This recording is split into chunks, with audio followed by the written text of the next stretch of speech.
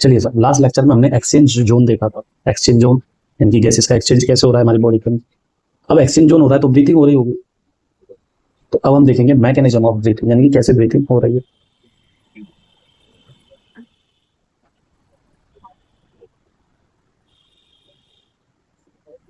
Mechanism of breathing आप जानते ही हो, दो टाइप है। पहला इंस्पायरेशन और दूसरा एक्सपायरेशन। इंस्पायरेशन जब आप एयर को इनहेल करते हो, इसलिए मैं ऐसे क्या बोल सकता हूँ, इनहेलेशन। और जब आप उसे छोड़ते हो तो क्या बोलूंगा मैं सर, एक्सहेलेशन, यानी कि एयर को बाहर निकालो। क्लियर? चलिए, इंस्पायरेशन एक्सपायरेशन ये एक एक्टिव प्रोसेस है। कैसी प्रोसेस है? Active process. सांस अंदर लेना या सांस लेना एक एक्टिव प्रोसेस है, जबकि छोड़ना एक पैसिव प्रोसेस है। एक्टिव है यानी कि एनर्जी का रिक्वायरमेंट होगा, पैसिव है यानी कि एनर्जी का रिक्वायरमेंट। जब एयर अंदर आती है तो वॉल्यूम ऑफ लंग्स इंक्रीज और डिक्रीज, और जब बाहर जाएगी तो डिक्रीज। बहुत बढ़िया, वॉल्यूम ऑफ लंग्स क्या हो जाएगा, as well as volume of thoracic cavity. Volume of thoracic cavity, sir thoracic cavity क्या है ये हम देखेंगे। सारी चीजें एक बार और एक्सप्लेन करूंगा डायग्रामेटिकली नीचे। Volume of thoracic cavity increase, देखिए यहाँ पे क्या हो जाएगा, volume of thoracic cavity decrease. Clear? Next, ribs भी है, रिब्स का मूवमेंट। तो रिब्स का मूवमेंट ड्यूरिंग इंस्पायरेशन, जब हम सांस लेते हैं तो कहाँ जाएंगे रिब्स, अपवार्ड्स, ऊपर की तरफ जाएंगे। ये आप पढ़ते समय कर भी सकते हो। जब आप इंस्पायरेशन करते हो तो आपकी रिब्स ऊपर आती है, और जब आप एक्सपायरेशन करते हो तब आपकी रिब्स कैसे जाती हैं सर, डाउनवर्ड्स।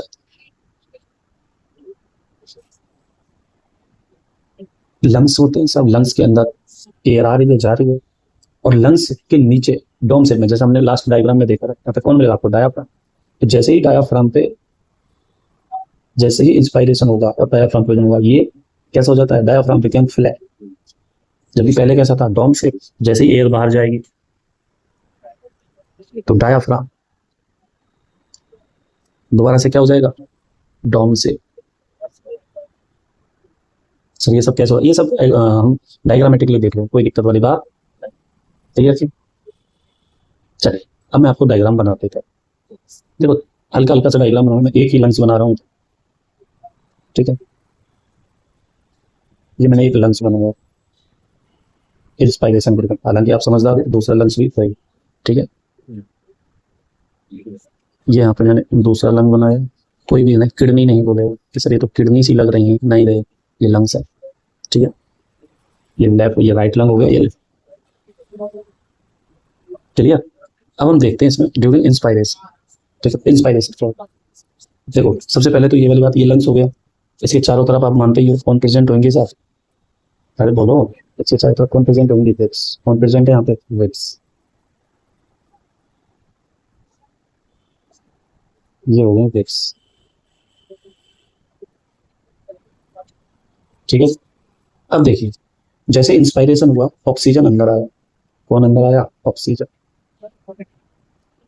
और जैसे ही ऑक्सीजन आएगा तो लंग्स पे प्रेशर बढ़ेगा, और ये एक्सपेंड करेंगे कि नहीं करेंगे। तो देखो पहला, वॉल्यूम ऑफ लंग्स इंक्रीज और डिक्रीज, इंक्रीज। दूसरा, वॉल्यूम ऑफ थोरेसिक कैविटी। अब जो लंग्स है और ये वाला रीजन, ठीक है, ये वाला, ये पूरा का पूरा क्या है, थोरेसिक कैविटी का रीजन। तो ये भी एज वेल, जब ये इंक्रीज कर रहा है तो ये भी इंक्रीज करेगा कि नहीं करेगा, तो थोरेसिक कैविटी भी इंक्रीज, ठीक है। रिब्स अपवर्ड्स, जैसे इसके अंदर ऑक्सीजन आया, ये ऑक्सीजन मॉलिक्यूल आ रहे हैं, तो आप देखोगे ये जो रिब्स है, ठीक है, ये किधर की तरफ जाएंगे, ऊपर की तरफ। क्योंकि डायाफ्राम के नीचे कौन होता है, सॉरी लंग्स के नीचे कौन होता है, डायाफ्राम होता है। कौन से शेप में होता है, डोम से। कौन से शेप में होता है, डोम से। ये डोम शेप हो गई साहब।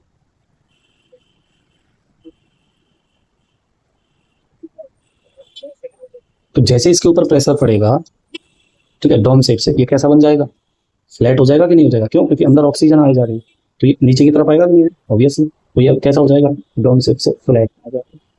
चलिए डायाफ्राम क्या हो गया, फ्लैट।